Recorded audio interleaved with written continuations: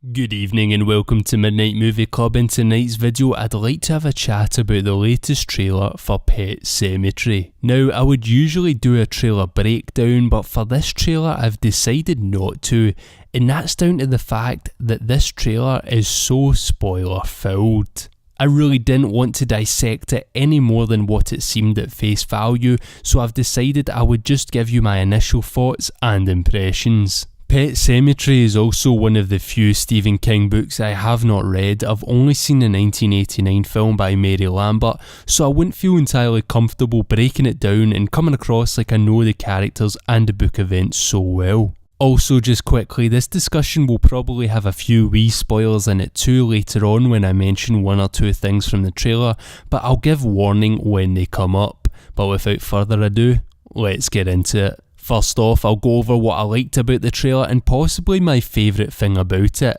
Awesome and gruesome looking practical effects. I won't say for what character, but for one of them in particular, it looks like the practical and prosthetic effects on them are quality. We see limbs snapping, their body twisting and contorting, with bones protruding from them. It was quite horrific stuff, and I loved that aspect of the trailer. Another thing I was into that goes along with this was the sound design. It was sounding great, with each of these cracks and painful movements sounding just as gross as they looked. These sounds were also accompanied by screeching violins that are beginning to be a part of a lot of horror trailers now, but it worked here with the visuals. And one last thing that I really enjoyed seeing here was the performances of the parents.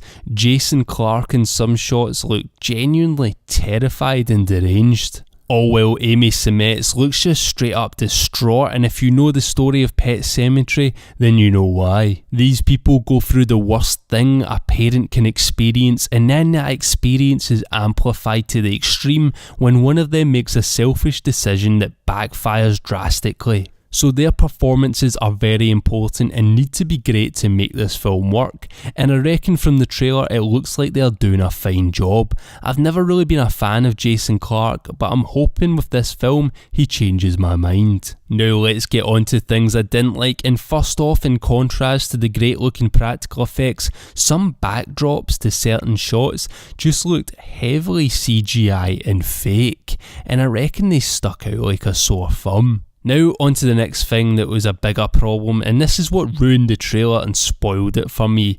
And this is the spoiler I was talking about, so if you don't want to know, then click off the video now. So from this trailer we learn that it is not Gage Creed who will get killed by the truck, it is in fact Ellie Creed. So obviously that's a pretty big bold change from the novel and the 89 film, and I'm cool with that. It's a reboot after all, and they're changing it up, and it's nice to see them make such a ballsy move like that once in a while. But what frustrated me is that they showed it in this trailer.